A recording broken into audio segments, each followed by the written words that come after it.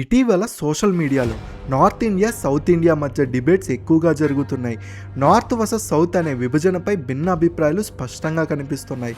కొంతమంది దృష్టిలో south India ఎక్కువ ట్యాక్సులు చెల్లిస్తున్నప్పటికీ ఆ డబ్బు నార్త్ డెవలప్మెంట్ వైపే వెళ్తుందని భావన ఉంది. దాంతో తమ ప్రాంతానికి తగిన ప్రయోజనం రావడం లేదని వారు భావిస్తున్నారు. మరోవైపు నార్త్ ఇండియా దేశానికి అవసరమైన ఆహారం మరియు రిసోర్సుల్ని అందిస్తుందనే వాదన కూడా ఉంది.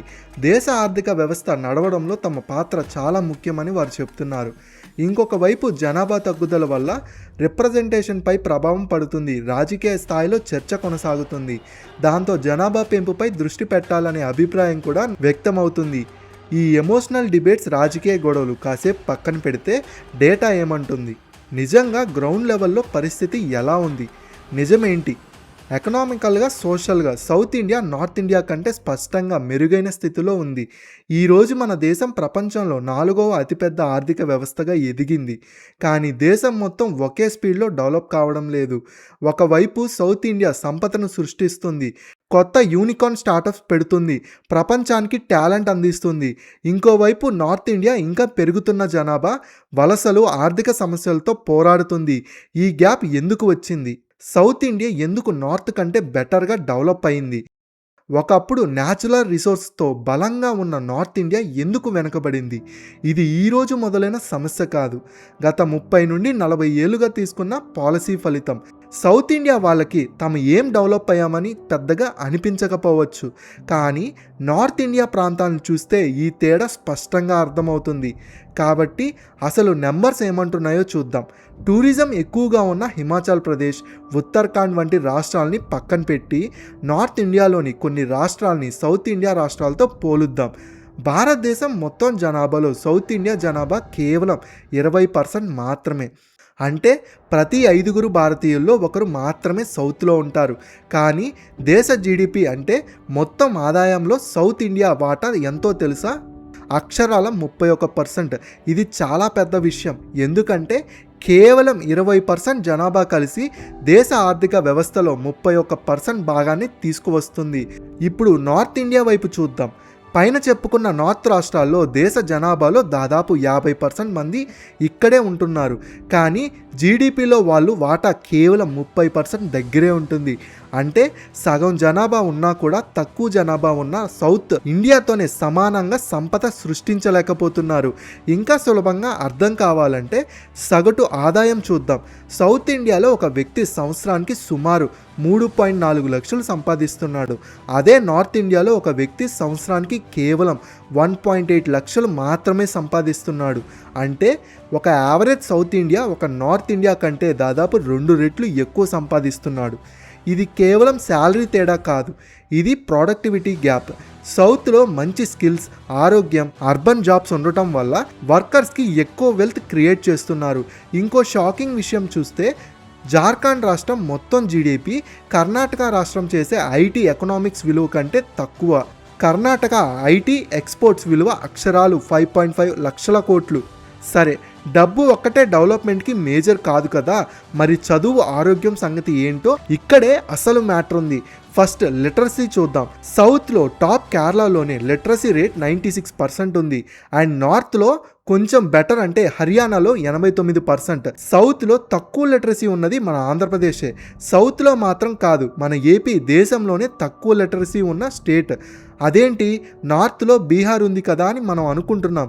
కానీ బీహార్ లిటరసీ కూడా 74.3% ఉంది. వాళ్ళకి ఆ పర్సంటేజ్ ఎలా వచ్చిందో తెలియదు, కానీ డేటాలో మాత్రం బీహార్ మనకంటే ఎక్కువగా ఉంది. కాబట్టి పైకి చూస్తే పెద్ద తేడా లేనట్టే అనిపించవచ్చు, కానీ అసలు సమస్య ఫీమేల్ లిటరసీ దగ్గరే ఉంది. కేరళలో మహిళలు అక్షరాస్యత 90% పైగా ఉంటుంది. బీహార్, రాజస్థాన్లో ఇది కేవలం 65% వరకు మాత్రమే ఉంటుంది. ఈ గ్యాప్ చాలా సీరియస్. ఒక ప్రాంతం ఆర్థికంగా ఎదగాలంటే అక్కడ ఉన్న జనాభా మొత్తం పనిచేయాలి. తమిళనాడు, కర్ణాటక లాంటి రాష్ట్రాల్లో 25% నుండి 30% పైగా మహిళలు ఉద్యోగాలు చేస్తున్నారు. అదే యూపీ, బీహార్లో కేవలం 10 నుంచి 15% మాత్రమే మహిళలు పనిచేస్తున్నారు. దీని ప్రభావం ఎలా ఉంటుందంటే సౌత్ ఇండియాలో చాలా కుటుంబాలు డ్యూయల్ ఇన్కమ్ ఫ్యామిలీగా మారాయి. భార్యాభర్త ఇద్దరు సంపాదించడం వల్ల ఇంటికి ఎక్కువగా ఆదాయం వస్తుంది. దాంతో పిల్లల చదువులు, మంచి ఆహారం మీద ఎక్కువ ఖర్చు పెట్టగలుగుతారు. అలాగే ఎక్కువ సేవింగ్స్ కూడా చేయగలుగుతున్నారు. అదే నార్త్లో జనాభాలో పెద్ద భాగమైన మహిళలు ఎకనామిక్గా ఇన్యాక్టివ్గా ఉంటే కుటుంబ ఆర్థికంగా వెనకబడే అవకాశాలు పెరుగుతాయి. దాని ప్రభావం ఆ రాష్ట్రాల మీద కూడా పడుతుంది. ఒక విధంగా చూస్తే నార్త్ ఇండియా తన డెవలప్మెంట్ని తానే అడ్డుకుంటున్నట్టుగా కనిపిస్తుంది. ఇంకొక ముఖ్యమైన విషయం, ఒక సమాజం ఎంత ఆరోగ్యంగా ఉందో చెప్పడానికి ఒక ముఖ్యమైన విషయం ఇది. పుట్టిన ప్రతి 1000 మంది పిల్లల్లో 1 సంవత్సరంలోపు ఎంతమంది చనిపోతున్నారు అన్నదే ఇక్కడ పెద్ద విషయం. కేరళలో ఈ సంఖ్య కేవలం 6 మాత్రమే. తమిళనాడులో ఇది 12 నుంచి 13 మధ్య ఉంటుంది. కానీ యూపీలో ఇది 38, బీహార్లో 47 వరకు ఉంటుంది. అంటే సింపుల్గా చెప్పాలంటే బీహార్ లేదా యూపీలో పుట్టిన పిల్లాడితో పోలిస్తే కేరళ లేదా తమిళనాడులో పుట్టిన పిల్లాడికి బ్రతికే అవకాశం చాలా ఎక్కువ. ఇది అక్కడి హెల్త్ కేర్ సిస్టమ్ ఎలా ఉందో స్పష్టంగా చూపిస్తుంది. సరే, డేటా చూసాం, గ్యాప్ ఎంత ఉందో అర్థమైంది. ఇప్పుడు అసలు విషయానికి వచ్చేద్దాం. సౌత్ ఇండియా ఎందుకు ముందుంది, నార్త్ ఇండియా ఎందుకు వెనకబడింది?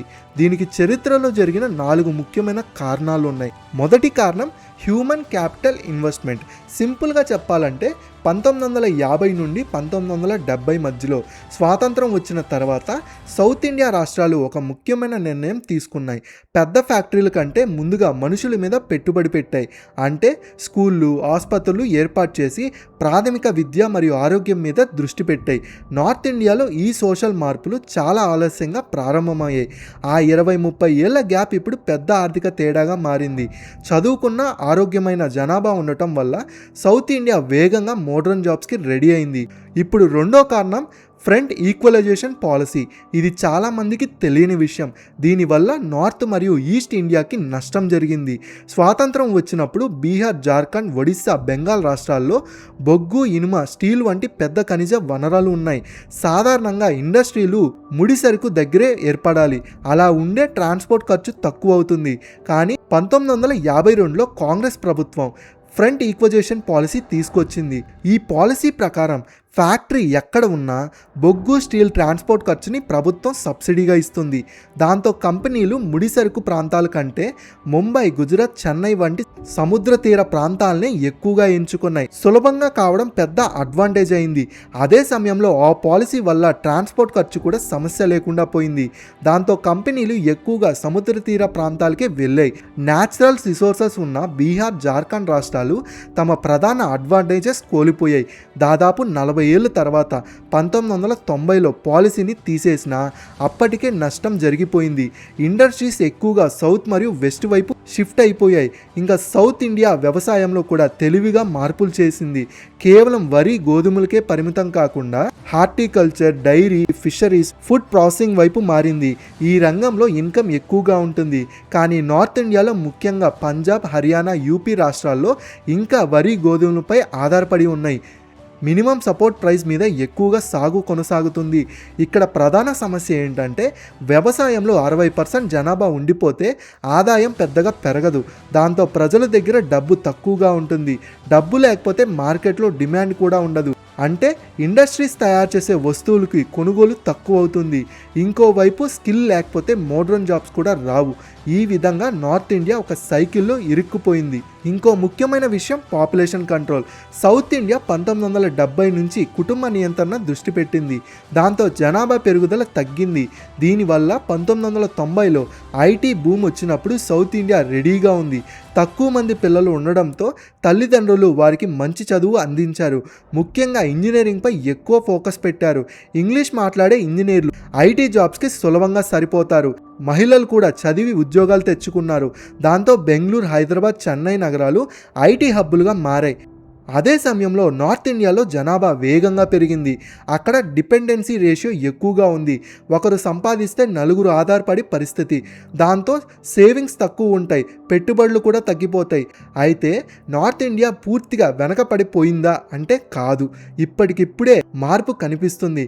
గత 5 నుండి 6 ఏళ్లలో యూపీ, హర్యానా, రాజస్థాన్ రాష్ట్రాల్లో ఇన్ఫ్రాస్ట్రక్చర్పై భారీగా ఇన్వెస్ట్ చేస్తున్నారు. కొత్త ఎక్స్ప్రెస్ రైలు నిర్మిస్తున్నారు, డిఫెన్స్ కారిడార్లు అభివృద్ధి చేస్తున్నారు.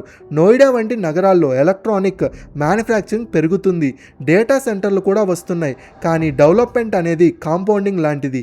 30 ఏళ్ల క్రితం గోల్డ్ కొంటే ఇప్పటికీ దాని విలువ ఎలా పెరిగిందో మనకి తెలుసు. అదేవిధంగా సౌత్ ఇండియా 40 ఏళ్ల క్రితం తీసుకున్న నిర్ణయాలు ఫలితం ఇప్పుడు కనిపిస్తుంది. ఇంకోవైపు నార్త్ ఇండియా ఇప్పుడు విత్తనాలు వేస్తుంది, వాటికి ఫలితాలు రావడానికి సమయం పడుతుంది. లేటుగా ప్రారంభం కావడంతో మొదట్లో గ్రోత్ పెద్దగా కనిపించదు, కానీ ఒక్కసారి మొమెంటం వస్తే వేగం పెరుగుతుంది. నార్త్ ఇండియాకి ఒక పెద్ద అడ్వాంటేజ్ ఉంది, అక్కడ ఇంకా ల్యాండ్ లేబర్ అందుబాటులో ఉన్నాయి. సౌత్లో ఇవి ఖరీదైపోయాయి, నీటి సమస్య ఉంది, నగరాలు కూడా ఎండిపోతున్నాయి. అందుకే భవిష్యత్తులో ఇండస్ట్రీస్ నార్త్ వైపు వెళ్ళే అవకాశం ఉంది, కానీ దానికి ప్రభుత్వాలు రీఫార్మ్స్ని వేగంగా అమలు చేయాలి. చివరగా ఒక విషయం గుర్తుంచుకోండి, ఇండియాకు అసలు సమస్య నార్త్ వర్సెస్ సౌత్ కాదు, అసలు విషయం సీక్వెన్సింగ్. డెవలప్మెంట్ రేస్లో ఎవరు ముందుగా ప్రారంభించారు అనేదే తేడా.